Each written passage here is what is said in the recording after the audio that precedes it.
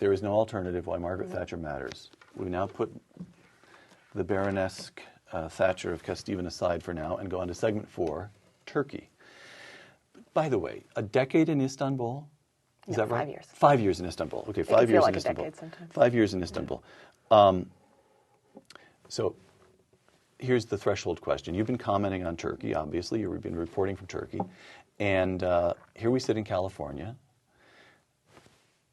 Convince me that Turkey matters to an American. It's hard to believe when you're sitting here in California, It is hard doesn't to believe. it? I mean, California, it's sunny out, and the roads, there's no traffic, and Turkey Turkey's just a long seems way away. so far away and kind of abstract, like it doesn't really exist. I get it why no one's listening.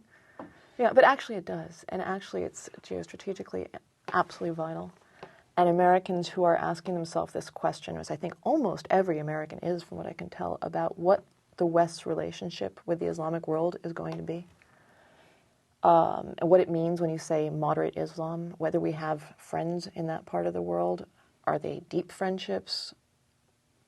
Everyone who's concerned about these issues should be looking at what's going on in Turkey right now with real interest, should be looking and saying, what is this? Because you argue that Turkey is a test case in some way, right? In some ways. In some ways it is, but in other ways you have to understand that Turkey is just different from the rest of the Islamic world and always has been. So it's a mistake to look at it as simply part of this big community of identical Islamic states. Right. It's not Arab wrong. in the first place, It's right? certainly so there's not.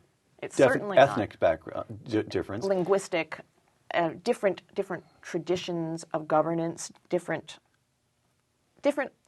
I won't say it's not different. It's not different everything, because of course it is profoundly influenced by the Arab world and by the Persian world, but it is a very different country. Okay, so here's why the layman might think of Turkey as a test case, because Ataturk in the 20s or 30s, I'm even off by a decade. When was 23. Okay, Ataturk, the great Turkish leader, establishes a secular state, and he effectively puts one of the few places, if not indeed the only place, where you get a protracted period of decades where there really is a separation in the Islamic world between mosque and state. He draws the distinction. No? Yeah, no, he brought the mosque under control of the state. Under the control of the state. Yeah, certainly, and not it wasn't easy either. It's not quite fair to say that there's a separation of mosque and state. There's a subordination of mosque to state. All right, so you've corrected me. Right. So let me continue. You correct me as I need to be continued to be corrected. Yeah. And he wants his country to embrace Western-style modernity. He wants to enter an economy that is, or to create an economy that is West productive, industrial, and so forth. And this seems to work for decade after decade after decade. And now Turkey seems to be becoming more radically Islamic and less secular. It all seems to be slipping away. There was a Turkey we could deal with, where it was even plausible for years at a time that it could be brought into the European Union. Okay, the way of looking at it that you've just narrated is, I'm finding it very common in the U.S., but it's not quite right, and there are some important ways that it's not right. All right. The first is you say it seems to work. Yeah, definitely. If you compare Turkey, its economic growth, its the level of development with any of its Arab neighbors, yeah, it works great. I mean, Turkey compared to Iraq. But don't forget, 3 military coups. Many people died in those coups. They were not bloodless. And an authoritarian country where civil liberties were very fragile and are still very fragile.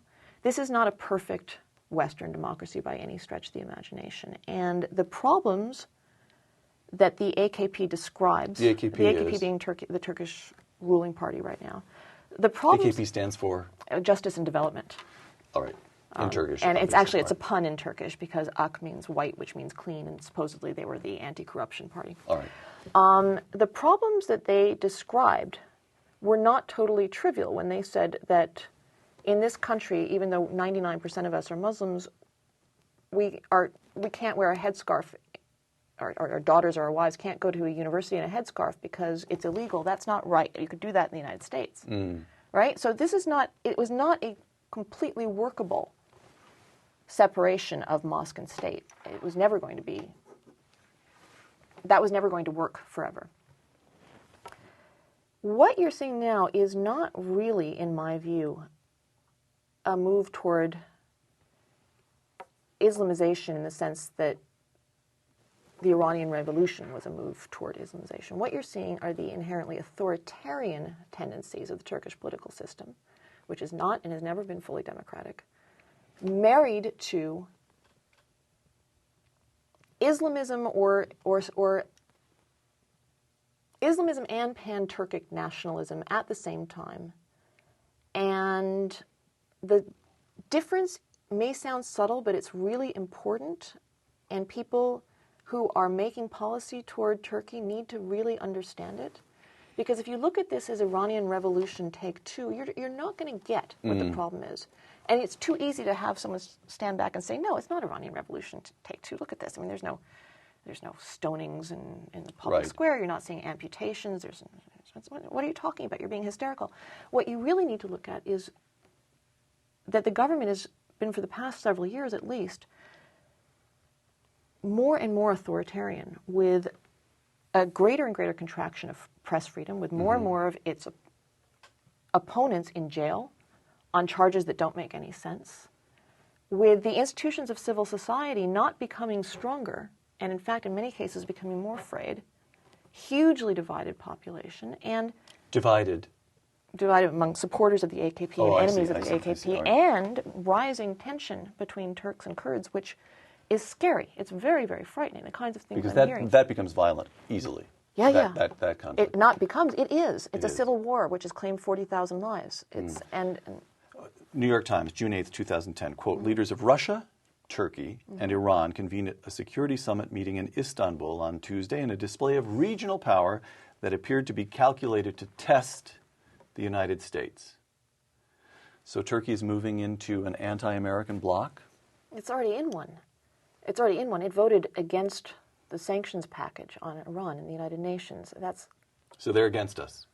Hard against us. Not hard against us at all.